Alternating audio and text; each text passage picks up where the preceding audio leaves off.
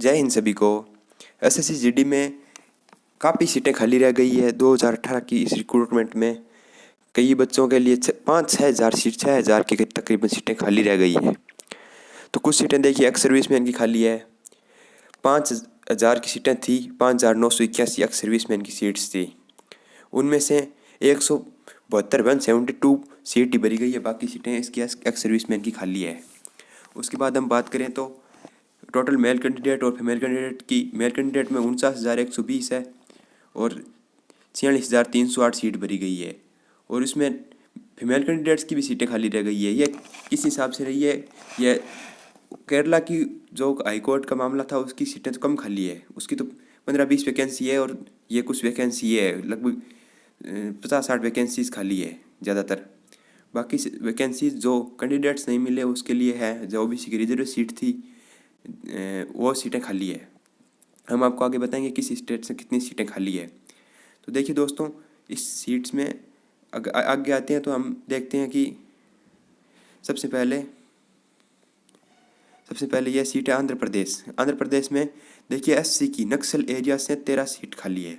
उसी में आगे जाकर 3,000 सीटें जुड़ेगी। 3,000 तकरीबन जो हमारे सीएपीएफ और असम राइफल ये सारी सीटें थी, उनमें से 3,000 सीटें हमारी थी और 5,800 के तकरीबन 5,700 शायद ये सीटें एक्स सर्विसमैन की थी।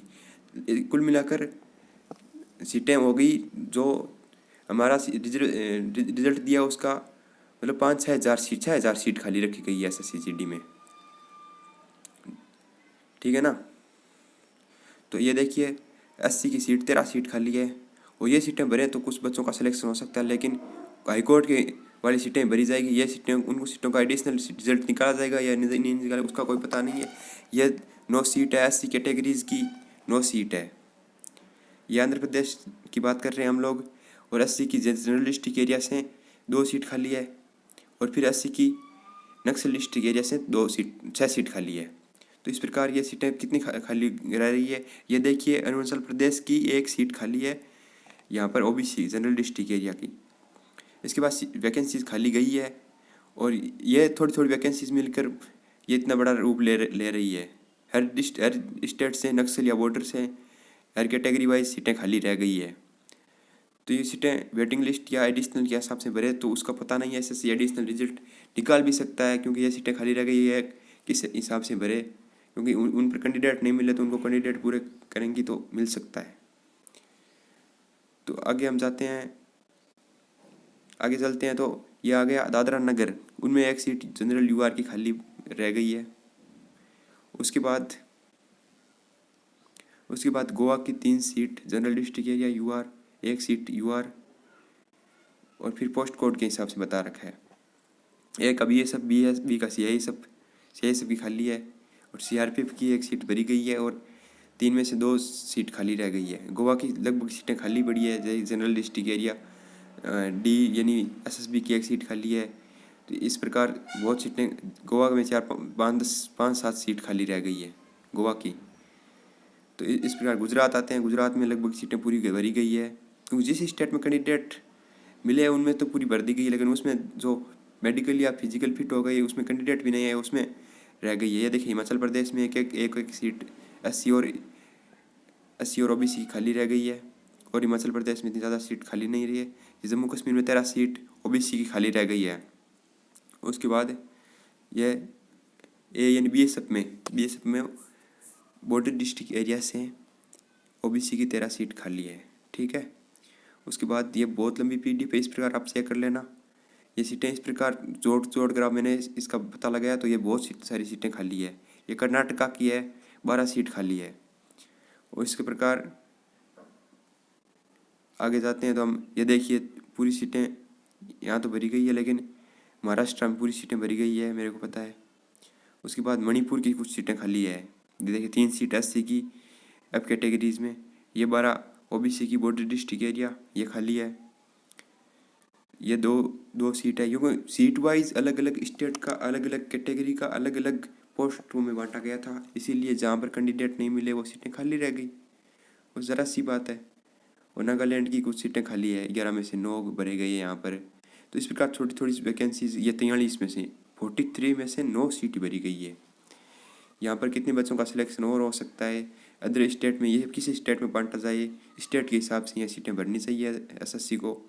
पता नहीं अब इसका रूल के हिसाब से भरेगी या नहीं भरेगी। वेटिंग लिस्ट निकाल कर बच्चों का सिलेक्शन कराना चाहिए सारों का नहीं तो लगभग 20,000 बच्चों का और सिलेक्शन हो सकता है। अगर वेटिंग लिस्ट हो ये सारी सीटें भरती है ना तो एसएससी में लगभग 20,000 सीट बच्चों का सिलेक्शन और हो सकता है इस जीडी की भर्ती में।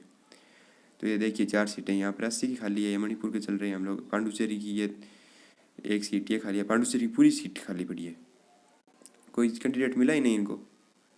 ये देखिए ये कौन सा पंजाब की सारी सीटें भरी हुई है, क्योंकि जहाँ जो नॉर्थ के स्टेट है, सेंटर के स्टेट है और साउथ के स्टेटों में कुछ जगह नक्सल और खाली है, यानी हिंदी भाषी राज्यों में पूरी सीटें भरी गई है, बाकी जगह पूरी नहीं भरी गई सीटें। तो इस प्रकार आगे चलते हैं तो हम इस प्रकार ये देखिए सिक्किम की पूरी सीटें खाली है, पूरी की पूरी एकदम सीटें खाली हो गई है, क्योंकि है नहीं। और इसमें जनरल डिस्ट्रिक्ट एरिया से तमिलनाडु में कुछ सीटें खाली रह गई है ये जीडी की। और ये अदर जिस स्टेट में नहीं मिले उस स्टेट में अलग भी बांटना चाहिए। तमिलनाडु में आधी सीटें खाली रह गई, लगभग आधी सीटें तमिलनाडु की खाली है।